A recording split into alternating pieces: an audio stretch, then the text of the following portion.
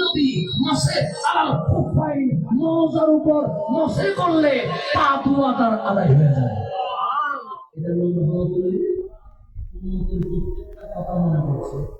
আমার প্রধানমন্ত্রী মহোদয় আমার হজরতের কথা বলছে। আমি